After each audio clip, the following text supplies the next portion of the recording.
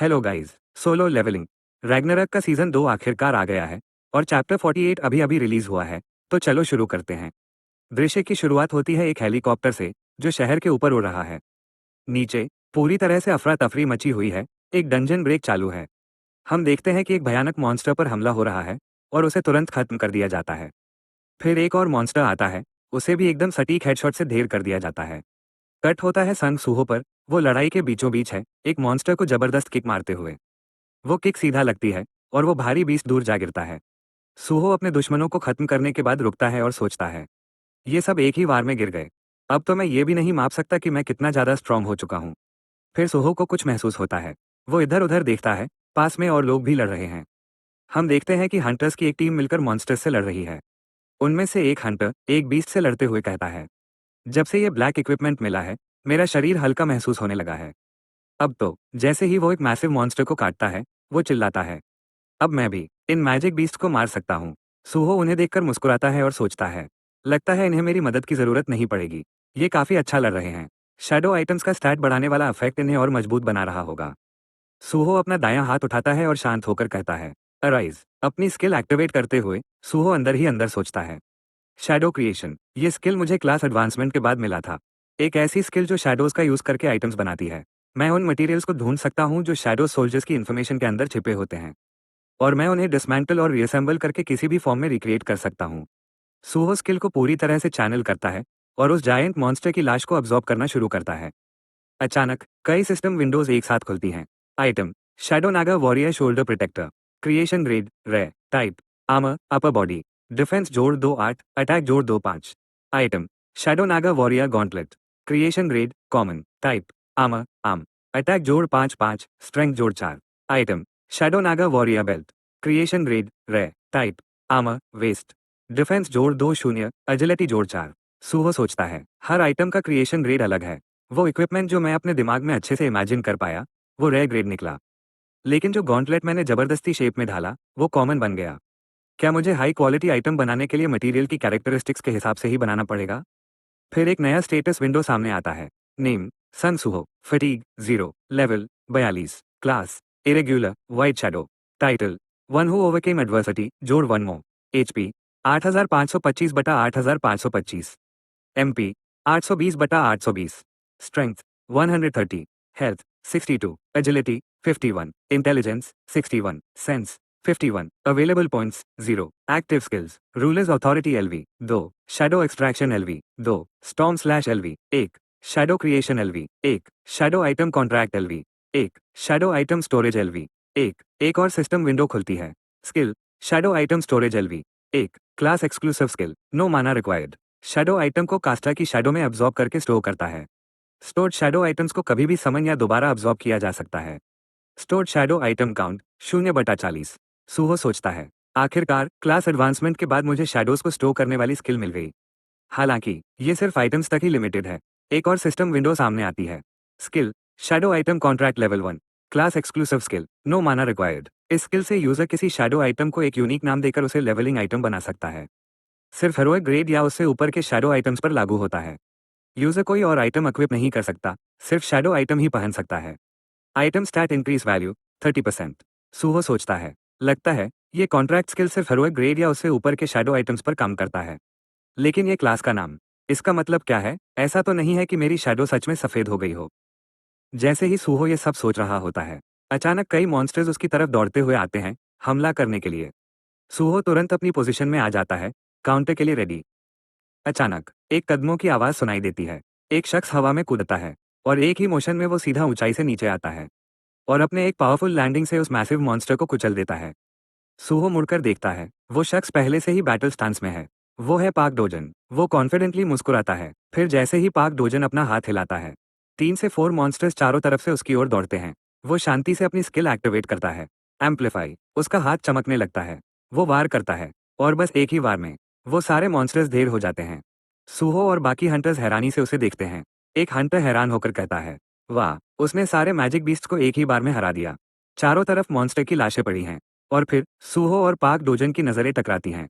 पाक डोजन सूहो की तरफ देखकर मुस्कुराता है, लेकिन सूहो थोड़ा कंफ्यूज लगता है। उसी समय सीन बदलता है। यू जिन्हो सब कुछ टीवी पर देख रहा होता है। उसकी आंखों से आंसू बह रहे हैं।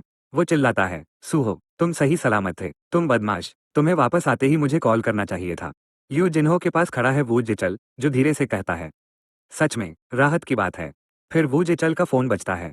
वो कॉल उठाता है। दूसरी तरफ है चोयोंग। तुमने न्यूज़ देखी? वो ब्लैक मास्क वाला हंटर संग सूहो सामने आया है। एक और इंसान कॉल में जुड़ता है। वो है लिम टेग्यू, जो इस वक्त एक रूफटॉप पर दौड़ रहा होता है।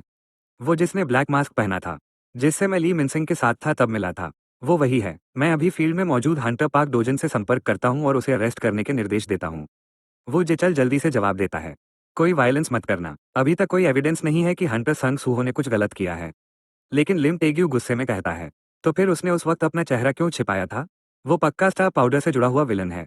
ली मिनसिंग की मौत का जिम्मेदार भी शायद वही है। फिर चो यौन शांत रहते हुए हल्की मुस्कान के साथ बोलता है, मुझे नहीं लगता कि हंटर संग सूहो कोई विलन है, लेकिन मैं उसे हंटर्स एसोसिएशन ले जाने के पक्ष में हूँ। मेरी इन्वेस्टिगेशन के अनुसार वो प्रेसिडेंट यू जिन्हो का नेफ्यू है, जो एसोसिएशन के चेयरमैन के काफी करीबी हैं। मैं हंटर्स एसोसिएशन की मदद इसलिए कर रहा हूँ, क्योंकि मुझे लगता है कि तुम्हारा न्याय सही है। उम्मीद है तुम सही फैसला लोगे। वो जिचल चुपचाप सब कुछ सुनता रहता है। पाक दोजिन को एक कॉल आता है। उसके गिल्ड का कोई मेंबर उससे संपर्क कर रहा है। वो कॉल उठाते हुए दृढ़ता से बोलता है, हाँ, गिल्ड मास्टर, वो मेरे सामने ही है। सुहो, पाक दोजिन को देखता है और सोचता है, ये वही है जो इस बार एस रैंक हंटर बना है। पाक दोजिन, लेकिन ये मुझे देखकर स्माइल क्यों कर रहा है? कॉल पर वापस पाक दोजिन जवाब देता है, जी, समझ गया, गिल्ड मास्टर। कॉल खत्म होने के बाद पाक दोजिन सुहो की तरफ देखता है और मुस्कुराता है। हंटर संग सुहो, सुहो उसे देखते हुए फिर सोचता है, फिर से स्माइल कर रहा है। पाक दोजिन शांत आवाज में बोलता है, रीपर गिल्ड का गिल्ड मास्टर मुझे निर्देश दे रहा है कि मैं आपको, हंटर संग सुहो को, हंटर्स एसोसिएशन लेकर जाऊं। सुहो थोड़ा सतर्क होकर पूछता है, रीपर गिल्ड मुझसे यही चाहता है? तुमने जैसे हंटर्स एसोसिएशन का जिक्र किया, उससे लग रहा है कि ये कोई रिक्रूटमेंट नहीं है, सही है ना? पाक दोजिन गंभीरता से जवाब देता है, तुम यहाँ इतने लोगों के सामने प्रकट हुए हो, इससे लगता है तुम्हें इस वक्त के हालात का अंदाजा नहीं है। वो ठंडी आवाज में आगे कहता है, तुम अभी वाइस गिल्ड मास्टर ली मिनसिंग की हत्या के केस में वांटेड हो, और स्टार पाउडर को फैलाने के शक में भी। सोहो चौंक जाता है। वांटेड? पाक दोजिन जोड़ता है, अगर तुम ज्यादा हंगामा ना करो और शांति से मेरे साथ चलो, तो मुझे खुशी होगी। अचानक एक हंटर जो सोहो के साथ लड़ रहा था, आगे आता है। रुको, मुझे नहीं पता क्या गलतफहमी है, लेकिन उसने हमारी मदद की है। दूसरा हंटर गुस्से से बोलता है, ये तो पावर का मिसयूज है। सोहो शांत स्वर में उन्हें कहता है, मैं ठीक हूँ, थैंक यू, जो आप लोग मेरे लिए खड़े हुए। पास खड़ा एक और हंटर हैरानी से बड़बड़ाता है, हाँ, फिर सोहो अपना फैसला सुनाता है, मैं खुद अपनी मर्जी से चलूंगा। वैसे भी मैं हंटर्स एसोसिएशन जाने ही वाला था। पाक दोजिन सहमति में सिर हिलाता है, ये तो मेरे लिए परफेक्ट है। जैसे ही सोहो चलने लगता है, एक हंटर कहता है, वो लड़का सच में काबिल है, उसने हमें नया गियर भी दिया। अचानक सोहो को कुछ याद आता है, अरे, मैं तो शैडोज को साथ लेना भूल ही गया था। वो अपनी शैडो आर्मर्ड आइटम्स को वापस अपने अंदर अब्सॉर्ब करना शुरू करता है। सिस्टम विंडो खुलती है। Skill, shadow item storage, LV.1, class exclusive skill no mana required. Shadow item को कास्टर की शैडो में अब्सॉर्ब करके स्टोर करता है। स्टोर की गई शैडो आइटम्स को कभी भी समन या रीअब्सॉर्ब किया जा सकता है। Stored shadow item count 14 out of 40। Soho सोचता है, शैडोज को स्टोर करना वाकई बहुत कन्वीनियंट है। उसी समय पाक दोजिन उसे देखता है और सोचता है, सन सुहो, इसके आसपास का ऑरा बिल्कुल बदल गया है। पिछले कुछ दिनों में ऐसा क्या हुआ जो ये इतना स्ट्रांग बन गया? सुहो उसकी तरफ देखता है और पूछता है, तुम आ नहीं रहे?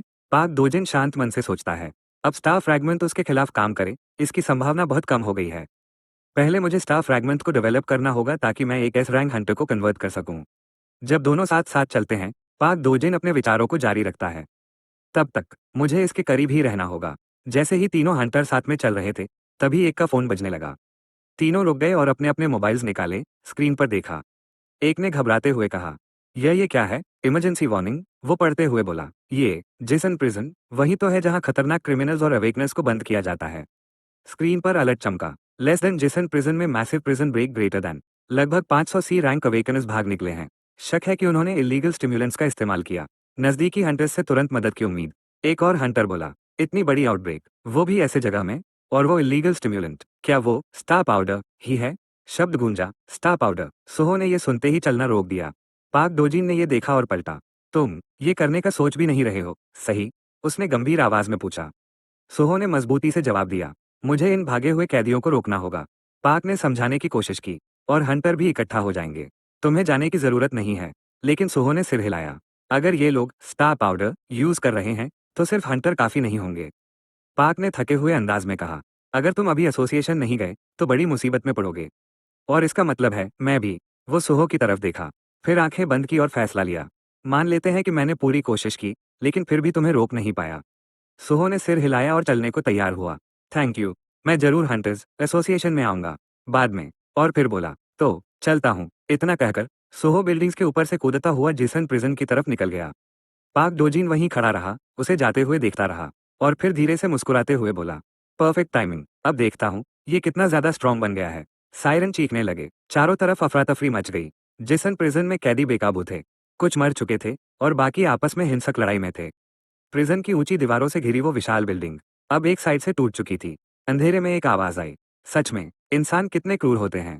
वो बोला, इन्होंने तो हमारे गले में माना क्रिस्टल्स ठोकने का तरीका भी निकाल लिया, हमें मारने के लिए। टूटी हुई दीवार के मलबे पर एक आदमी आत्मविश्वास से बैठा था और बाकी कैदियों को देखकर बोला, है ना भाइयों। फिर वो और तेज आवाज में बोला, कैटेक्लिज्म के बाद हमने बस अपनी पावर्स का इस्तेमाल किया अपनी मर्जी की जिंदगी के लिए, लेकिन हंटर्स एसोसिएशन ने हमें क्रिमिनल्स बना दिया और यहाँ बंद कर दिया।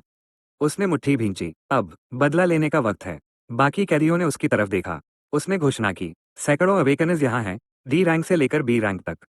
तुम्हारा गुस्सा, तुम्हारा सब जो सालों से दबा है, अब समय आ गया है। दिखाओ इन्हें कि हमारा गुस्सा क्या तबाही मचा सकता है। उसने हाथ उठाया और जोर से बोला, ट्रिगर द डंजन ब्रेक। और वो आदमी और कोई नहीं बल्कि हवैंग डोंगसियोक, जेसन प्रिजन का कैदी। और इसी के साथ खत्म होता है chapter 48 of solo levelling Ragnarok season 2। Jason prison में हुआ बड़ा जेल ब्रेक, खतरनाक कैदी अब आजाद और सुहो फिर से केओस की ओर बढ़ रहा है। अब तो हालात और भी ज्यादा खतरनाक होने वाले हैं। चैप्टर 49 अभी चैनल पर लाइव है, क्लिक करो और देखो आगे क्या होता है। वीडियो पसंद आया तो लाइक, सब्सक्राइब और बेल आइकॉन दबाना मत भूलो, ताकि अगला चैप्टर मिस ना हो जाए। मिलते हैं अगले एपिसोड में।